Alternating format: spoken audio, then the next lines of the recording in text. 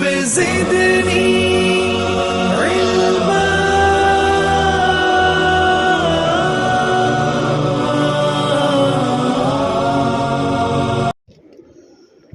الحمد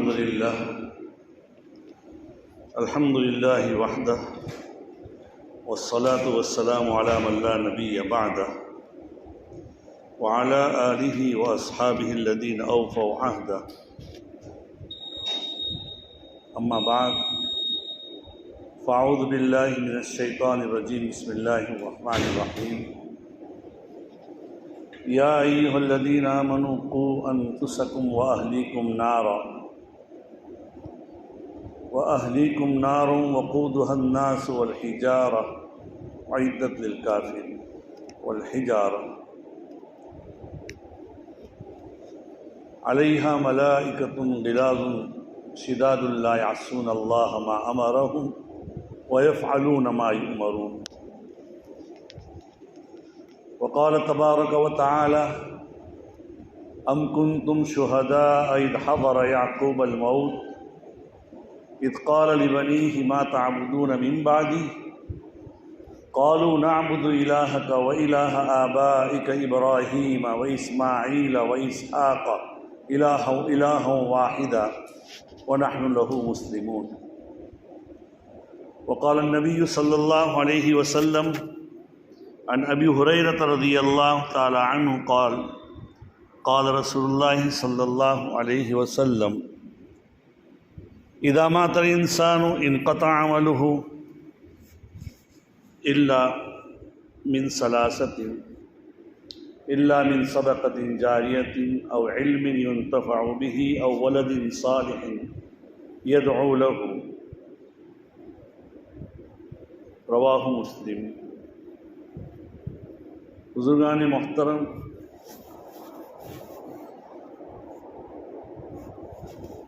انسان کو حق تعالی شانہ کی جانب سے اولاد جو دی جاتی ہے بہت بڑی نعمت ہے۔ اس نعمت کا اور اللہ کی طرف سے جو بھی انسان کو نعمت عطا ہو اس نعمت کا شکریہ ادا کرنا ضروری ہے۔ قرآن پاک کہتا ہے اگر شکر ادا کرو گے اللہ بڑھائیں گے اپنی نعمتوں کو، لئن شکرتم لازیدنکم، ضرور بھی ضرور بڑھائیں گے۔ اولاد اگر اللہ تعالیٰ نے عطا کی ہے اس کا شکریہ انسان یہ سمجھتا ہے، اور دنیا میں آنے والا ہر مرد یا عورت اپنا ہو یا پرایا ہو یہ سب سمجھتا ہے کہ جب میری اولاد ہے تو مجھے اولاد کی کھانے پینے کی، اس کے پہننے کی، اوڑھنے کی اور اس کے رہنے کی کا انتظام مجھے کرنا چاہیے۔ یہ ذمہ داری حق تعالی شانہ نے ہر ایک کے اوپر لازم کی ہے، عائد کی ہے کہ یہ کرنا ہی کرنا ہے۔ دیکھیے انسان کے اوپر اپنے ماتحتوں کا یعنی اپنی اولاد کا نفقہ ہر حال میں لازم ہے، اور اپنے سے جو اوپر والے ہیں یعنی ماں باپ ہیں اگر وہ محتاج ہیں، ضرورت مند ہیں، ان کے پاس ان کے نباہ کا انتظام نہیں یا ان کی خدمت کرنے والا کوئی موجود نہیں تو ان کا نفقہ اور ان کی خدمت لازم ہو جاتی ہے علی حسب الدرجات، درجات کے اعتبار سے یہ تو بالکل لازم ہے۔ تو آدمی کو چاہیے کہ اپنی اولاد کی فکر کرے، لیکن یہ جو تین چیزیں میں نے بتائی کہ اس کے کھانے پینے کا نظام، اس کے رہنے سہنے کا نظام اور وہ اس کے اوڑھنے کا نظام اور اس کے رہنے کے مکان کا نظام، یہ کرنا ضروری ہے۔ یہ ضروری اپنا فرض منصبی سمجھتا ہے لیکن شرعی حکم نہیں سمجھتا، وہ بغیر نیت کے کرتا ہی جاتا ہے، کرتا ہی جاتا ہے، کرتا ہی جاتا ہے۔ صبح اٹھتا ہے تو وہ اسی لیے کوشش کرتا ہے، محنت کرتا ہے کہ میرے بچوں کے لیے 2 روٹی کا نظام کر دو۔ عید آ رہی ہے تو نظام کرتا ہے کہ بھئی بچوں کے لیے کچھ کھانے پینے کا نظام کر لوں۔ مکان میرا کرائے پر چل رہا ہے یا چھوٹا ہے تو کچھ بڑا کر لوں، یا کرائے پر چل رہا ہے تو اپنا کچھ فکر کروں میں، یہ آدمی کی نیت ہوتی ہے۔ لیکن اس نیت میں حکم الہی، اللہ تعالیٰ کے حکم کو میں بجا لا رہا ہوں، اگر یہ نیت کر لے تو آدمی کا کامیاب، آدمی کو ثواب بھی ملے گا۔ ورنہ کل قیامت کے دن اگر یہ آدمی اسی بغیر نیت کے اپنے اولاد پر خرچ کر رہا ہے تو اللہ چاہے گا تو نوازے گا، ورنہ اس کا کوئی حق نہیں رہے گا اللہ کے اوپر۔ اور اگر نیت اچھی کر کے اگر اپنی اولاد کی تربیت کر رہا ہے تو وہ اپنے اولاد کے لیے نظام کر رہا ہے تو وہ کل قیامت کے دن نوازا جائے گا۔ دیکھیے، یہ میں ابھی بات میں کہہ چکا ہوں کہ دنیا میں آنے والا ہر انسان اپنی اولاد کی فکر کرتا ہے۔ اتنا ہی نہیں، جانوروں تک کے، چرندوں، پرندوں اور درندوں کو بھی اپنی اولاد کی فکر ہوتی ہے، وہ بھی اپنے اولاد کے لیے۔ آپ ایک چڑیا کو دیکھیں گے کہ اس کا چھوٹا بچہ گھونسلے میں ہے، کبھی اس کے اوپر غور کیا کہ وہ آتا ہے یا وہ آتی ہے، کبھی چلنا آتا ہے، کبھی چلی آتی ہے، اور اس کے منہ میں دانے توڑ کر ڈالتی ہو؟ کیوں؟ وہ تو اپنی ذمہ داری سمجھتی ہے۔ یہ حق تعالیٰ شانہ کا نظام ہے۔ ایک درندہ ہوتا ہے، شیر ہوتا ہے، شیر ببر ہوتا ہے، وہ اگر ہم جیسا کوئی قریب جائیں تو پھاڑنے کی کوشش کریں، اپنا بچہ ہو تو اس کے لیے پیار کرے گا اور اس کے لیے کھانے کا نظام کرے گا۔ تو کھانے پینے کا نظام ہی یہ فرض اولی اور آخری نہیں ہے انسان کے لیے، ایک مسلمان کے لیے۔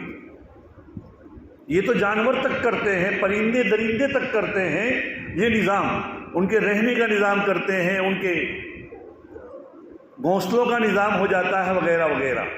لیکن اصل کیا ہے؟ اسلام کہتا ہے کہ اپنی اولاد کی جیسے مادی ہم فکر کرتے ہیں ان کی روحانی اور اخروی فکر بھی کریں، ان کی تربیت بھی اچھی کریں، بہترین تربیت کریں۔ دیکھیے اس میں کیا ہے؟ تعلیم دینا، لیکن تعلیم وہ دینا ہے جو تعلیم منہاج نبوت پر ہو، جو تعلیم آدمی کو دنیا سے دور نہ کرے، وہ تعلیم دیں کہ جو آدمی کو اللہ کی طرف مائل کرے، وہ تعلیم دیں۔ دنیاوی تعلیم جس حد تک ضروری ہے اس حد تک سکھلائیں، لیکن اس کے اندر یہ حال نہ ہونا چاہیے کہ ہمارا بچہ ہمارے ہاتھوں سے چلا جائے، یہ حال نہ ہونا چاہیے۔ ورنہ بہت سے بیچارے دنیا دار دنیاوی تعلیم میں بہت آگے بڑھے ہوئے ہیں، لیکن دیکھا یہ جاتا ہے کہ ان کو اپنے اصول و فروع یعنی اپنے ماں باپ کی اور اپنے جو ملنے والے اور اپنے دوسرے لوگ ہیں اعزاء قارب، ان کی کوئی فکر نہیں ہوتی۔ بعض مرتبہ وہ اپنے اولاد کے لیے وقت تو نکالتے ہیں لیکن ماں باپ کے لیے وقت نہیں نکال دیتے۔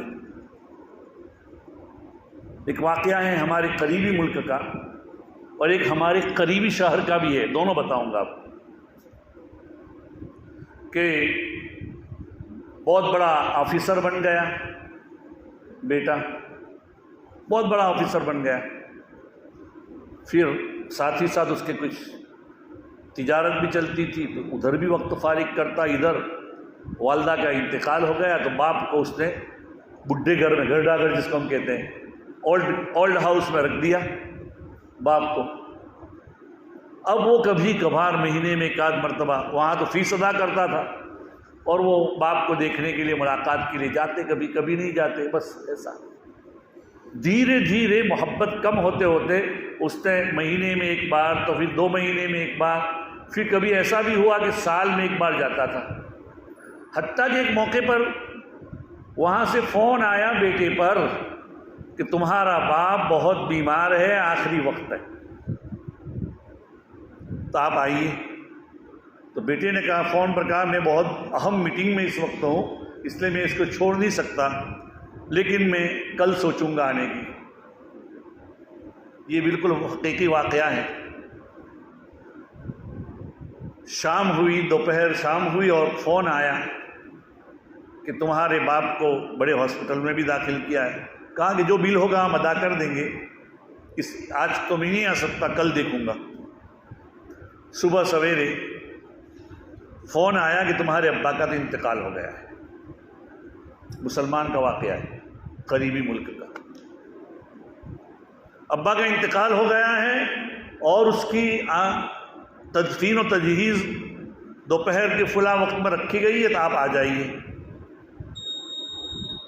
تو بیٹے کا جواب کیا ہے معلوم؟ کہ آج دوپہر کو میری بہت بڑی تجارتی میٹنگ ہے، اس میٹنگ کو چھوڑ کر میں نہیں آ سکتا. تم ایسا کرنا کہ اس کے دفن کر دینا، اور اس کا جو آخری بل جو ہوگا تجہیز و تدفین کا، ہاسپٹل کا، ہم ادا کر دیں گے. یہ حال ہے تعلیم کا.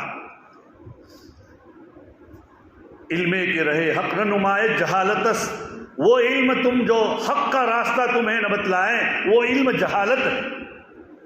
جہالت سے جہالت در جہالت ہے. یہ حال ہے. تو اپنی اولاد کی تربیت فکر کرنا یہ ضروری ہے. خود ہی ایسی فکر کرے کہ میرے اولاد میرے بعد کیا کرے گی. آج آدمی کو یہ تو فکر ہوتی ہے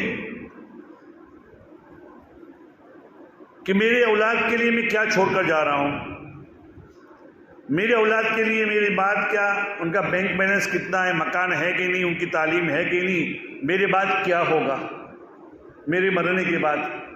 لیکن آدمی یہ نہیں سوچتا کہ میری اولاد کے مرنے کے بعد ان کا کیا ہوگا. ان کی آخرت کی بھی فکر کرنے کی ضرورت. اولاد کی بہترین تربیت دینا یہ بہت ضروری ہے. دنیا میں بھی اپنی اولاد کی آدمی بہترین تربیت کرتا ہے تو آدمی کے بہترین تربیت، شریعت نے بھی آدمی کی اولاد کی بہترین تربیت کو سکھلایا ہے. جیسے کہ اللہ کے رسول صلی اللہ علیہ وسلم نے فرمایا، جب اولاد 7 سال کی ہو جائے، مرو اولادکم، تمہاری اولاد جب 7 سال کی ہو جائے تو ان کو نماز کا حکم کرو. جب 10 سال کی ہو جائے تو جب ان کے اوپر ذرا سختی کا معاملہ کرو، تھوڑا بہت پیٹو، لیکن ایسا نہیں کہ ان کو ضرب لگے اور ایسے زخم آ جائے وغیرہ وغیرہ. ان کے اوپر سختی کرو. باپ اپنی اولاد کو سب کچھ سکھلاتا ہے دنیا کے اعتبار سے، اخروی اعتبار سے بھی ہر چیز. ایک باپ اپنے بیٹوں کو کیا کرتا ہے، اپنے بیٹے کی تربیت میں کوشش کرتا ہے، لیکن اگر اسی میں بھی، اگر میں نے شروع میں جو بات کہہ رہا تھا، اگر اس کی نیت یہ ہے کہ میں اپنے بیٹوں کے ساتھ یہ جو سلوک کر رہا ہوں حکم الہی سے کر رہا ہوں تو ثواب بھی ملے گا. آج بعض مرتبہ بعض بزرگوں کے بقول اپنی اولاد کو اگر آدمی تربیت کرتا ہے یا ان پر خرچ کرتا ہے، ان کے رہنے سہنے کا نظام کرتا ہے اور نیت نہیں ہوتی ہے تو کوئی ثواب تو ملے گا نہیں آخرت میں. اللہ چاہے دے گا ورنہ وہ حقدار نہیں ہوگا. دوسری خرابی یہ ہوتی ہے کہ چونکہ آدمی کی نیت کچھ بھی نہیں ہوتی ہے تو اس کی وجہ سے آدمی کو اپنی اولاد میں مثلا 4 بیٹے ہیں یا 4 بیٹیاں ہیں یا بیٹے اور بیٹیاں ہیں تو ان میں اعتدال نہیں رہے گا. بعضوں سے اچھی محبت ہوگی، بعضوں سے یہ ہوگی. کسی بچے کے ساتھ اچھا سلوک کرے گا، 2-3 بچوں کے ساتھ، حالانکہ تمام کے ساتھ اچھا سلوک کرنا چاہیے. یہ نبوی تعلیم ہے.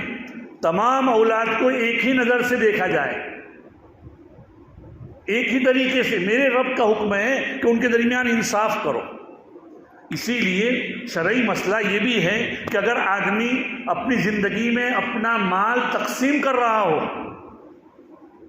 تو اپنی زندگی میں جو مال تقسیم کرتا ہے اس کو وراثت نہیں کہتے، اس کو تو عطیہ اور ہبہ کہتے ہیں، ہدیہ کہتے ہیں.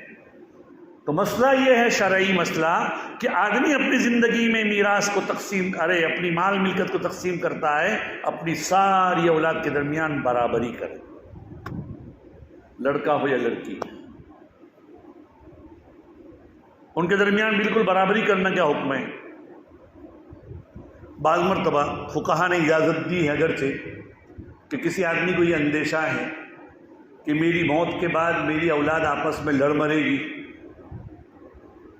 بھائی ہے تو بہن کا حق مار دے گا، یا بڑا بھائی ہے تو چھوٹے بھائیوں کا خیال نہیں رکھے گا، یا بہنوں کو نہیں دے گا بھائی. تو ایسے وقت میں اگر شرعی تقسیم کرنا چاہتا ہے تو اپنا خود کا خیال رکھنے کے بعد بھائی کو یعنی بیٹے کو ڈبل اور بیٹی کو سنگل دے، ایسا حصہ دے سکتا ہے۔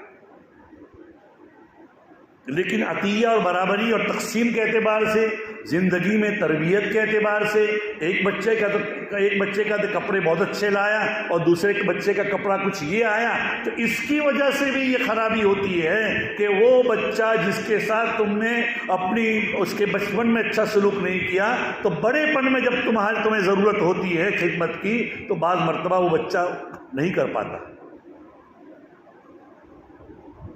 اگر تم یہ چاہتے ہو تو میرے سارے بچے میرے ساتھ یکساں سلوک کریں، تو سب بچوں کے ساتھ زندگی میں تم بھی ان کے ساتھ اچھے یکساں سلوک کرو۔ حدیث میں ایک واقعہ آتا ہے، حضرت نعمان ابن بشیر رضی اللہ تعالیٰ عنہما، یہ وہ خوش نصیب صحابی ہیں کہ جب نبی اکرم صلی اللہ علیہ وسلم مکہ مکرمہ سے مدینہ منورہ ہجرت کر کے گئے تو مدینہ کے یہودیوں نے یہ کہنا شروع کیا کہ ہم نے محمد صلی اللہ علیہ وسلم کے ماننے والوں پر ایسا جادو کر دیا ہے کہ اب ان کو اولاد نہیں ہوگی، کسی کو بھی، نہ مہاجرین کو ہوگی جو مکے سے مدینہ گئے ان کو، اور نہ انصار کو جو مدینے والے ان کو بھی نہیں ہوگی۔ تو نعمان ابن بشیر، یہ نعمان ایسے خوش نصیب صحابی ہیں کہ مدینہ منورہ میں جا کر انصار میں یہ سب سے پہلے پیدا ہوئے تھے، اور مہاجرین میں سیدنا عبداللہ ابن زبیر پیدا ہوئے تھے، گویا کہ ان کا کوئی جادو اثر کارک نہیں ہوا۔ تو نعمان ابن بشیر رضی اللہ تعالیٰ عنہما کی والدہ تھی عمرہ بنت رواحہ، تو ان کے والد جو بشیر ہیں ان کی ایک سے زیادہ بیویاں تھیں۔ تو نعمان کی والدہ عمرہ نے اپنے شوہر سے ضد کی، بخاری شریف کی روایت ہے کہ اپنے شوہر سے ضد کی بشیر سے کہ تم میرے اس بیٹے کو اپنا فلاں غلام ہدیہ کرو۔ یہ ضد کی تو چلو دے دیا۔ بعض مرتبہ آدمی گھر میں شانتی کے لیے بیوی کی بات مان ہی لیتا ہے، یا بعض مرتبہ خود چاہتا بھی ہے دے بھی دیتا ہے۔ تو بہرحال عمرہ کے کہنے کے اوپر حضرت نعمان کو ان کے والد نے غلام دے دیا۔ اب بعض مرتبہ عورتوں کی ڈیمانڈ، ان کی طلب کچھ اور ہی ہوتی ہے ساتھ ہی ساتھ۔ اس نے کہا آپ نے دے تو دیا، لیکن میں اس وقت تک تم سے خوش نہیں ہوں، راضی نہیں ہو سکتی جب تک کہ تم اس عطیے اور اس ہدیے پر اللہ کے رسول صلی اللہ علیہ وسلم کو گواہ نہ بناؤ، یعنی اللہ کے رسول صلی اللہ علیہ وسلم کو گواہ بناؤ کہ میں اپنے بیٹے کو یہ غلام دیتا ہوں۔ وہ گئے اللہ کے رسول صلی اللہ علیہ وسلم کے پاس۔ اللہ کے رسول صلی اللہ علیہ وسلم کے پاس جب گئے، واقعہ پیش کیا کہ میں نے اپنے اس بیٹے کو جو عمرہ کے پیٹ سے پیدا ہوا ہے، عمرہ کے بطن سے پیدا ہوا ہے، اس کو میں یہ غلام دیتا ہوں، اور آپ کو اس غلام کے دینے پر میری بیوی کے کہنے کے مطابق آپ کو گواہ بناتا ہوں۔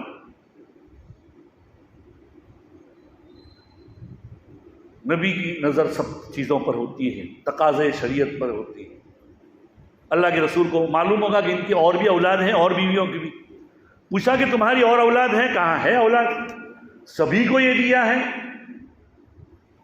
کہ نہ اسی کو دے رہا ہوں۔ تو فرمایا اللہ کے رسول صلی اللہ علیہ وسلم نے، دو الگ الگ روایتوں میں یہ ہے کہ اپنی اللہ سے ڈرو اپنی اولاد کو دینے میں، اللہ سے ڈرو اپنی اولاد کو دینے میں، ایسا نہ ہو۔ اور ایک دوسری روایت میں اللہ کے رسول صلی اللہ علیہ وسلم نے فرمایا کہ میں ظلم پر گواہ نہیں بن سکتا، لا اشہد علی جور، میں ظلم کے اوپر گواہ نہیں بن سکتا۔ آپ اگر اپنے اولاد کو سب کو برابر دے سکتے ہیں تو میں گواہ بنوں گا، ورنہ میں اس ظلم پر گواہ نہیں بنوں گا۔ تو اپنی ساری اولاد کے درمیان دنیا میں برابری کرو، پھر اس کے بعد دنیا میں ان کی بہترین تربیت کرو۔ ہم بہترین تربیت کو صرف مال دینے کو نہیں کہتا۔ آدمی اپنے اولاد کو تربیت کرتے کرتے کیا اپنے بیٹا 20-25 سال کا ہو گیا، اپنے ساتھ کاروبار میں شریک کر دیا، تو کاروبار میں شریک کرتے کہ پہلے دن تو سارا سپرد نہیں کرتا، وہ باپ کے ساتھ جاتا ہے، باپ کیسے تاجروں کے ساتھ بات کرتا ہے، یا بات کیسے ملازموں کے ساتھ بات کرتا ہے، کیسے ڈیل کرتا ہے، کیسے ادا کرتا ہے، سب دیکھتا ہے۔ ایک مدت کے بعد تھوڑا بہت حوالے کرتا ہے، اور ایک وقت ایسا آتا ہے باپ سارا حوالہ کر کے ایسا کہتا ہے کہ اب تو میں بالکل بے فکر ہو گیا ہوں، میرا بیٹا سب سنبھال لیا ہے کاروبار. ٹھیک ہے تیرے بیٹے نے سنبھال لیا، لیکن تیرے بیٹے کی تو نے آخرت کی کیا تربیت کی؟ اس کو نماز کا طریقہ سکھلایا کہ نہیں؟ حدیث میں آتا ہے 7 سال کے اوپر کیا یہ کرو، اور 10 سال اس کو یہ بتلاؤ کہ اللہ کا خوف یہ ہے، حلال رزق کماؤ، حرام کی روزی سے بچو، حرام کی خود بھی کھانے سے بچو، اپنی اولاد کو بھی کھلانے سے بچو. ایک بزرگ ہے، دیکھیے اپنے جیسا لقمہ ہوگا ایسا ہوگا. ایک بزرگ ہے تو ان کی اولاد تھوڑی بگڑ گئی، ایک لڑکا تھا بگڑ گیا. کسی نے پوچھا کہ آپ تو اللہ والے ہیں اور آپ کی بیٹا ایسا کیوں نکلا؟ کہا کہ جس وقت میں نے خوراک کھائی تھی اور اس کی ماں سے میرا میل جول ہوا تھا، اس وقت میں نے کوئی مشتبہ یعنی ڈاؤٹ فل چیز میں نے کھائی تھی، اس کا یہ اثر. تو جو حرام کی روزی کھائے گا تو اس کا تو کیا حال ہوگا. ایک اور بزرگ کا واقعہ ہے، میاں بیوی نے یہ طے کیا کہ ہم بالکل حلال کھائیں گے ورنہ بھوکے مریں گے لیکن کھائیں گے نہیں. بات یہی ہوئی اور وہ اس کا پابندی کر رہا تھا. بچہ بڑا ہوا، لڑکا پیدا ہوا. لڑکا پیدا ہونے کے بعد بڑا ہو گیا اور لڑکے نے چوری کی. اس لڑکے نے کسی جگہ چوری کی، پکڑا گیا. اس بزرگ نے اپنی بیوی کے پاس آ کر کہا کہ دیکھیے میں نے تو کوئی چیز ایسی کھائی نہیں تھی، تو بتا کہ تو نے کیا چیز کھائی تھی. بیوی نے کہا کہ میں نے کوئی چیز ایسی کھائی نہیں، لیکن پڑوس کی جو دیوار ہے اس دیوار سے ایک ڈالی اور ایک خوشہ بیری کا، بور کا، جس کو ہم کہتے ہیں بور کا ایک خوشہ ہماری زمین ہمارے کوٹ پر آ گیا تھا، تو اس سے میں نے ایک مرتبہ اس کی اجازت کے بغیر ایک بیر توڑ کر کھایا تھا. مجھے اتنا ہی یاد پڑتا ہے. ایک بیر کا اتنا اثر پڑتا ہے. حالانکہ قریب والے اپنی زمین میں ہو تو ایسی چیزوں کی اجازت دے بھی دیتے ہیں بعض مرتبہ اگر کہہ دیں، لیکن اس کے باوجود بھی اس کا اثر پڑ سکتا ہے اولاد کے اوپر. تو حرام روزی کا اثر کیسے پڑے گا؟ کیا پڑے گا؟ اس لیے اپنے اولاد کی تربیت میں بہت زیادہ اہتمام کریں، حرام روزی سے بچیں، حلال روزی کھلائیں. اب اولاد کی تربیت کیسے کریں اس سلسلے میں بہت سی باتیں باقی ہیں، وقت پورا ہو رہا ہے. انشاءاللہ آئندہ ہفتے میں دوبارہ اس کے سلسلے میں بات ہوگی. وآخر دعوانا ان الحمد للہ رب العالمین.